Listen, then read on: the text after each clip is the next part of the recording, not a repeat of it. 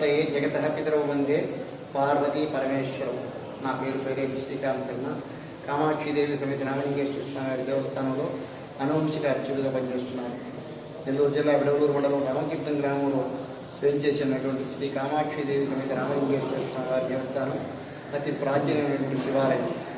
స్వామివారు శ్రీరామచంద్రుల వారు సీతాన్వేషణకు లంకకు వెళుతూ ఎక్కడ సూర్యోదయం అయితే ఆ ప్రాంతంలో నిత్య శివార్చన చేసుకుని స్వామివారికి శివలింగ ప్రతిష్ఠ చేసి అర్చన చేసేటువంటి అనుష్ఠానాన్ని అనుసరించి ఈ ప్రాంతానికి సీతాన్వేషణకు లంకకు వెళుతూ ఈ ప్రాంతానికి వచ్చినప్పుడు సూర్యోదయం కాగా ఇక్కడ సాగర స్నానం చేసి లింగ ప్రతిష్ఠ చేసి శివారాధన చేసుకున్నారని శ్రీరాముడి చేత ప్రతిష్ఠించబడినటువంటి లింగమూర్తి కాబట్టి ఈ స్వామివారు రామలింగేశ్వరుడుగాను ఈ క్షేత్రం శ్రీరామ పాద పునీతమైనటువంటి క్షేత్రం కాబట్టి ఈ క్షేత్రం రామతీర్థంగాను ఐతిహ్యం.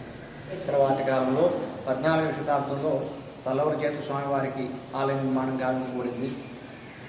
తర్వాతి కాలంలో ఆ నిర్మాణం కూడా శిథిలమైపోగా 18వ శతాబ్దం చివరిలో కోటవరికి శేషాద్రిరెడ్డి గారు అనేటువంటి భూస్వామి చేత స్వామివారి యొక్క ఆలయం వల్ల జీర్ణోద్ధరణ గావించబడింది.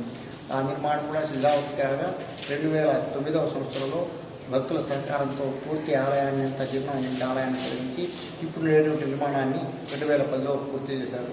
ఈ స్వామివారికి ఈ సంవత్సరం 27వ తేదీ గురువారం నుంచి బ్రహ్మోత్సవాలు ప్రారంభమవుతాయి. 27వ తేదీ గురువారం ధ్వజారోహణ, రాత్రి శేషవాహన సేవ, 28వ తేదీ శుక్రవారము చిలుక వాహన సేవ, 29వ తేదీ శనివారము హంసవాహన సేవ, 30వ తేదీ ఆదివారము పురివాహన సేవ, జూలై 1వ తేదీ సోమవారం రావణ వాహన సేవ, జూలై 2వ తేదీ నందివాహన సేవ, జూలై 3వ తేదీ బుధవారము రథోత్సవము, జూలై 4వ తేదీ స్వామివారికి అమ్మవారికి కళ్యాణోత్సవము, జూలై 5వ తేదీ సముద్ర స్నానం స్వామివారి యొక్క సాగర స్నానం. ఈ కార్యక్రమాలతో నవాంధికంగా స్వామివారి యొక్క బ్రహ్మోత్సవాలు పూర్తి అవుతాయి. మొదటి రోజు 27వ తేదీ ధ్వజారోహణ రోజు సంతానం లేని వారికంతా ధ్వజారోహణ నివేదించినటువంటి కొడుముద్దులను ప్రసాదంగా ఇస్తారు. ఆ కొడుముద్దులను తీసుకున్న వారు తప్పకుండా తర్వాత సంవత్సరం ధ్వజారోహణలోగా సంతానవంతులు అవుతారని ఐతిహ్యం.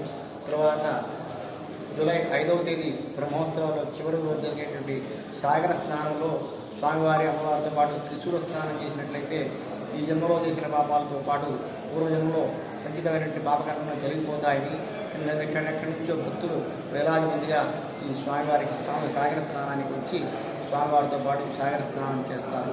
ఆ కార్యక్రమంతో ఈ బ్రహ్మోత్సవాలు లాంఛనంగా పూర్తవుతాయి.